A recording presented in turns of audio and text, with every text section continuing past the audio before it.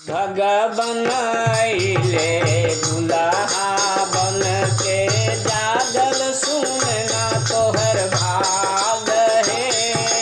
भगवान अइले दुल्हा बन के जागल सुनना तोहर भाग हे। भगवन अइले पहुना बन के जागल जनकपुर के भाग हे। भगवान अइले दुल्हा बन के जागल जनकपुर के भाग हे। धन धन हो गए मिथिला नगरिया, धन धन हो गेला मिथिला नगरिया। धन सुनना तोहर भाग रे।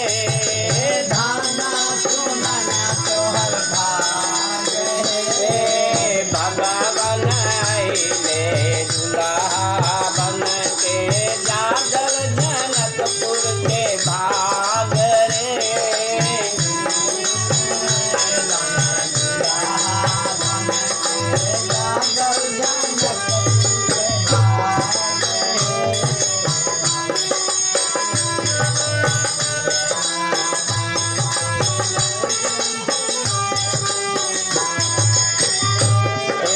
जन्म जन्म के पुण्य है जागल, भगवन अइले मोरे गाँव हे।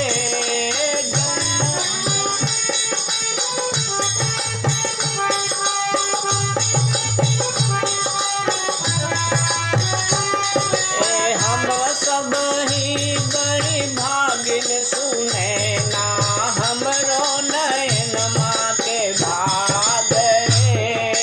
हम सब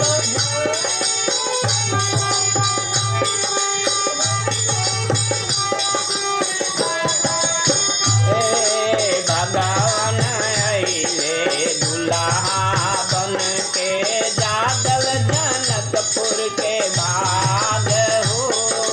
भगवान अइले दुल्हा बन के जागल जनकपुर के भाग हो।